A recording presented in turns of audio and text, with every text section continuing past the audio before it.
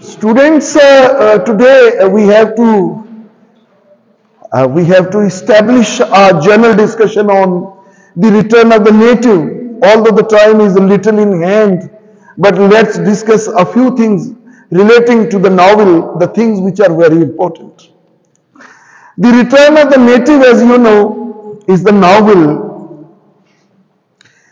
which highlights the important issues of life. As far as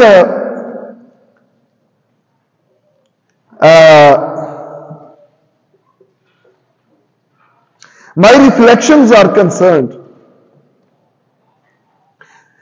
I personally feel that this novel has a wider and greater scope to get into. तो जिंदगी को समझने के लिए इस तरह के नॉवल बहुत जरूरी है। ये नॉवल क्या बताता है हमें? चूंकि टाइम बहुत कम है, इसलिए मैं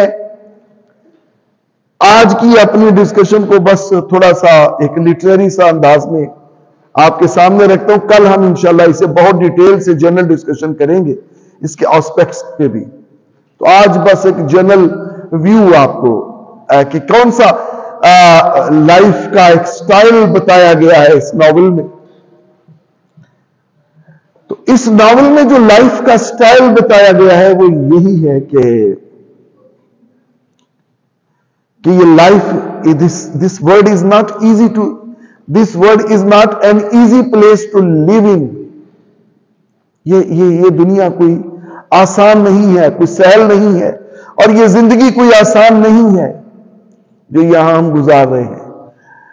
जो तो लोग हसास नहीं, उनके लिए तो हर चीज अच्छी, अकल नहीं तो मौजा नहीं, है ना। अब अगर आप अकल नहीं तो फिर तो मौजी मौजी हैं। अच्छा, अब यहां पे आपने दो तरह के लोग देखे हैं। Number one, the sensitive people, and number two, the rustic characters. Rustic characters भी आपने देखे हैं इसमें, जैसे वो ननसच है। यानी ये रस्टिक कैरेक्टर्स का अगरचे रोल नहीं है प्लॉट कंस्ट्रक्शन में, लेकिन ये हैं। तो राइटर ने पहली बात तो ये बताई है कि ये रस्टिक कैरेक्टर्स आपको परेशान नहीं नजर आएंगे कभी भी। रस्टिक कैरेक्टर्स की क्या खूबी होती है, इनकी खुसूसियत क्या होती है कि तीन चार खड़े हैं गली में, हंस रहे हैं, ओ कुत्ता देखिए, मैं ऑल सेशन कुत्ता अपने घर रखना है। वो कल मैं देखा उल्लू बोलता सी पिया होते। यानी there access of discussion, there access of discussion is what, इनका मदार क्या होता है गुफ्तगू का। ये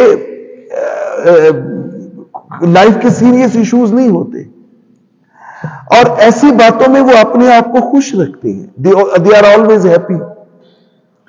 लेकिन अगर आप जिंदगी के करीब जाएं, मेरी दास्तान अलम तो सुन, कोई जलजला नहीं आएगा, तेरा तज़किरा नहीं आएगा, मेरा मुद्दा नहीं आएगा, जो गुजरना झील के पास से मुझे एहतियात से फेंकना, कि मैं बरगे खुश्क हूं दोस्तों, मुझे डूबना नहीं आएगा। मेरी जिंदगी के अलंग में कई घाटियां कई मोड़ हैं, तेरी वापसी भी हुई अगर तुझे रास्ता नहीं आएगा। तो ये जिंदगी अगर आप गुजारने पे आ जाए ना, तो जिंदगी की शाहराहों पे या जिंदगी के ट्रैक पे आपको कई घाटियां और ऐसे कई मोड़ हैं कि आपको रास्ता निकालना मुश्किल हो जाता है। आपको समझ नहीं आती कि कौन सा ट्रैक है जिस पे मुझे चलना है। वो कहता है ना एक, कि वो जो लौट आए, गौर कीजिएगा, वो जो लौट आए तो पूछना नहीं, देखना उसे गौर से। वो जो लौट आए तो पूछना नहीं, देखना उसे गौर से। जिसे रास्ते में खबर हुई कि ये रास्ता कोई और था। रास्ते में खबर हो और आप आधा सफर कर चुके हो, کہ یہ تو وہ راستہ ہی نہیں تھا جو میں چل کے آیا، اور میری منزل کی طرف مجھے یہ راستہ نہیں لے کے جا سکتا، تو پھر انسان کی کیا حالت ہوگی؟ یہ سمجھتے ہیں نا آپ؟ ہمارے ساتھ تو وہی ہوتا ہے نا، ہمیں ہر موڑ پہ ایک نیا زاویہ ملتا ہے، ہمیں بتایا جاتا ہے کہ جناب یہ تو ٹھیک ہی نہیں جس پہ آپ چلتے آ رہے ہیں، آپ کو تو ادھر جانا تھا۔ آپ نے کبھی سفر کیا؟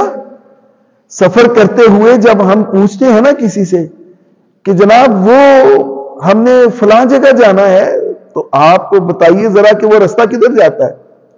اچھا، اب جب پہلے آدمی سے آپ پوچھیں گے تو وہ کہے گا وہ مشرق کی طرف جائیں، ادھر ایک موڑ آئے گا، موڑ میں آپ نے رائٹ ٹرن کر جانا ہے، جب رائٹ ٹرن کریں گے تو تھوڑا سا جا کے لیفٹ ٹرن کرنا ہے، لیفٹ ٹرن کریں گے تو آپ کی منزل آ جائے گی۔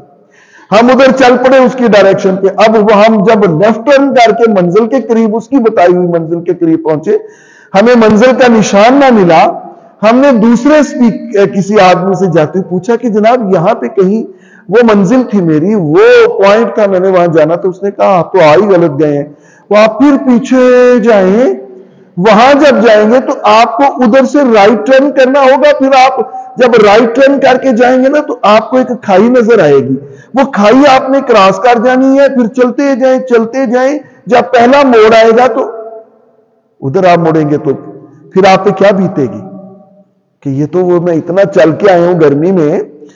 اسی لیے تو شاکر شوجہ آبادی نے کہا ہے اس زندگی کے بارے میں کہ دل من پوی تے لنگ آنی، دل من پوی تے لنگ آنی، میرے گھر دا سوکھا رائے، میں واسی ہجر دے صوبے دا، ضلع غم تحصیل جفائے، دو قدم فراق دے موزے تو ہک ہنجواں دا دریائے، جدہ شاکر اگلی من ٹپ سے اگو میں غریب دی جائے۔